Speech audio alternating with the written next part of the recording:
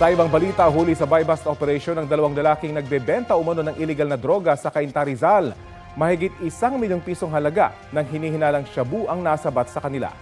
Balitang hatid ni EJ Gomez. Sa labas ng isang convenience store sa Barangay Santo Domingo, Cainta, Rizal, inaresto ng mga operatiba ang dalawang lalaking tulak umano ng illegal na droga. Target ng buy-bust operation ang isang alias Tres na isang high-value individual ayon sa pulisya. Kasama raw niya ang isa pang HVI na kasabwat niya umano. Base sa investigasyon, may imi-meet up sanang katransaksyon ng mga sospek bago sila maaresto. Si alias Tres, kaya natin naging target yan nang dahil sa may nahuli ding sa violation ng RA 9165, kinanta yung pangalan niya, sinabi ang pangalan niya. Nung maaresto siya, nung nag-conduct ng interview yung investigador natin, kung saan nanggagaling yung tong binebentan lang pinagbabawal na gamot, ayon kay Tres, nanggagaling sa boss niya na allegedly nakakulong sa BGMP Pasig. Hindi na raw pinangalanan ni alias Tres ang itinuturo niyang boss at source ng droga.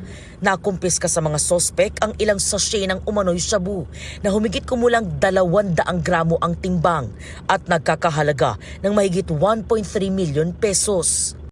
Nag-ooperate sila within iba't ibang bayan ng Rizal. Sila po mismo ang nagdi-deal, nag-meet up sa buyer nila. Itinanggi ni alias Tres na nagbebenta siya ng droga.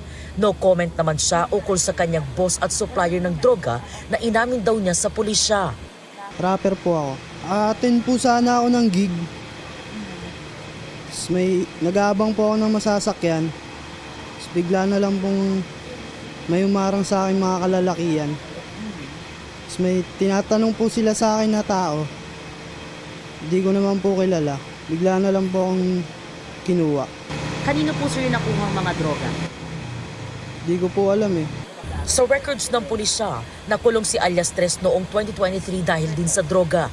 Ang kasabwat naman niyang si alias Burnok, sinabing wala siyang kinalaman sa krimen. Isa raw siyang construction worker na aniyay nagbagong buhay na matapos makulong noong 2021 hanggang 2024 dahil din sa droga. Hindi ko po alam yung sinasabi nila. Nasa bahay po ako noon, nagpapahinga galing trabaho. Bigla pong dumating yung mga armadong kalalakihan na hinuli po ako. Hindi po totoo na nagbibenta po ako ng droga. Hindi ko po alam kung kanino po yan, ma'am. Sa Cainta Police Custodial Facility, nakadetain ang mga sospek. Maharap sila sa kasong paglabag sa Republic Act 9165 o Comprehensive Dangerous Drugs Act of 2002. EJ Gomez, nagbabalita para sa GMA Integrated News.